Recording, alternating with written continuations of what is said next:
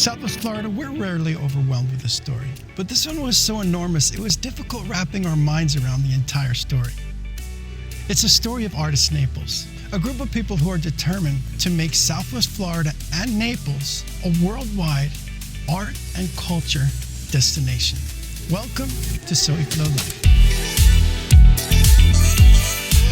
This is Heidi Varsames.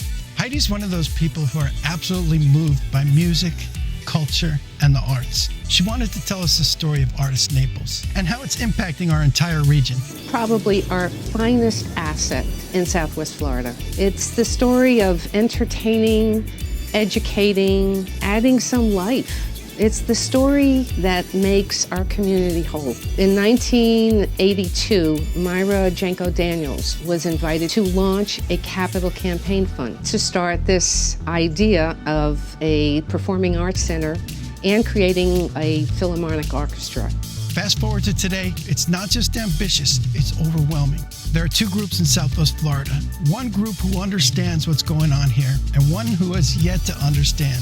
Admittedly, I was part of that second group. Kathleen Van Bergen invited us for a private meeting, just the three of us, and I asked her to tell Larry the story of Artis Naples. Larry, who's never been short of words, was sitting there silent. It's true. I was like a deer in the headlights, trying to wrap my brain around everything that's going on here. I was watching him and he kept looking at me like, it was just absolutely amazing. And after that, I think Larry was convinced. So Kathleen Van Bergen, the president, said, Heidi, why don't you just show Larry around for a week or two? Let him catch just a glimpse of what goes on here. So Heidi and I, my family, her husband, my wife, we put some days and nights aside, and Heidi showed me just a little glimpse. And in that short window of time, we saw a lot. I saw my first international film festival. We saw Jack Everly conducting and Ashley Brown singing with the Naples Philharmonic.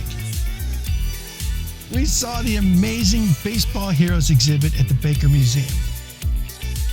When I walk in, I am so happy. People bustling around. I'm excited. I am so proud to be there. We saw Community Day, which is free and open to the public. We saw talks and presentations. We saw art after hours in the museum with live jazz playing in the courtyard. It gives us beauty. It gives us sound. The younger generation might think a night at the symphony is a sleepy thought. But one night, we saw Naples Philharmonic play the score to the movie Back to the Future as the movie played. They sat under the screen and played every single note more beautifully than it sounded when the film was first released in 1985. It gives us education and laughter and tears. It makes our life richer and fuller. One evening I was sitting in this courtyard right here, and they came to me and they said, Larry, come this way.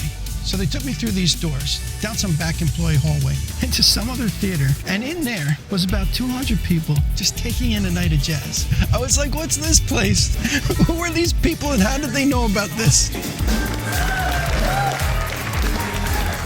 There is something going on every single day. There are numerous performances. I don't know how they keep up with it all. There's stuff going on everywhere. There are 800 programs scheduled for this season alone. The hundreds of people who make all this possible are bustling with passion for culture and the arts. What they ultimately want to do is make this part of Florida not only known for the beaches, the tennis, the golf, the sun, and the weather, but they want this area to be known for culture and the arts. It's just brought life. It's vibrant. We have a world-class performing arts center, and we're happy to have it.